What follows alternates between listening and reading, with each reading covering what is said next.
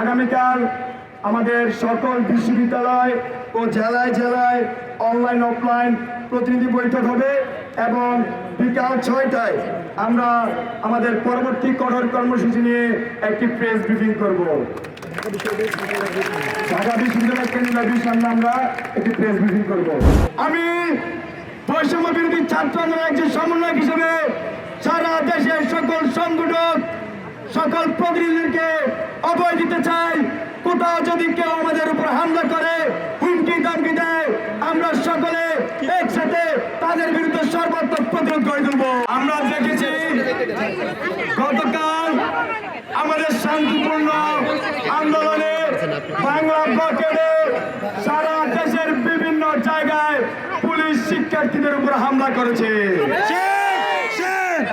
আমরা দেখি কুমিল্লায় আমার ভাইরা রক্তাক্ত হয়েছে, চট্টগ্রামে আমার ভাইদেরকে লাঠি পেটা করা হয়, বেরবিতে ক্ষমতাসীন ছাত্র সংগঠনের সভাপতি আমাদের বৈষম্য বিরোধী ছাত্র আন্দোলনের সংগঠনকে চড়থাপ্পড় মারে তার তীব্র নিন্দা এবং প্রতিবাদ চালাচ্ছি। আমরা বিগত 11 দিন খুবই শান্তিপূর্ণভাবে আমাদের আন্দোলন চালিয়ে গেছি, কিন্তু গতকাল সকাল থেকে বিভিন্ন মহল থেকে হুমকি ধমকি আসছিল। সেই হুমকি ধমকির প্রেক্ষিতে আমরা ক্যাম্পাসে দেখি অছাত্র এসে ভরে গিয়েছে।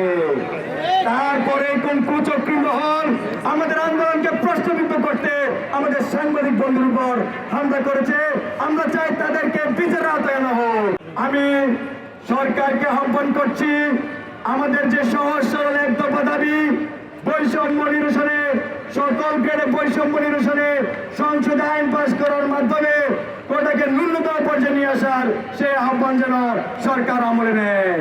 কালকে কুমিল্লা বিশ্ববিদ্যালয়ে এক সাংবাদিককে পুলিশ লাঠিচার্জ করে মাথা ফাটিয়ে দিয়েছে।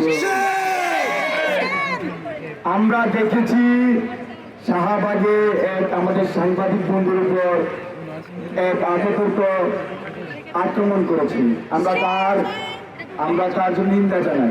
আমরা দেখেছি এই বাধা দিয়ে আন্দোলন হামলা করে আন্দোলন ভয় দেখিয়ে আন্দোলন বাধা দিলে বাঁধবে লড়াই, বাধা দিলে সেই লড়াইয়ে আমরা এখন মিছিল নিয়ে ক্যাম্পাসে প্রবেশ করবো। শিক্ষার্থী বন্ধুরা, আমরা এখন সুশৃঙ্খলভাবে মিছিল নিয়ে ক্যাম্পাসে প্রবেশ করবো।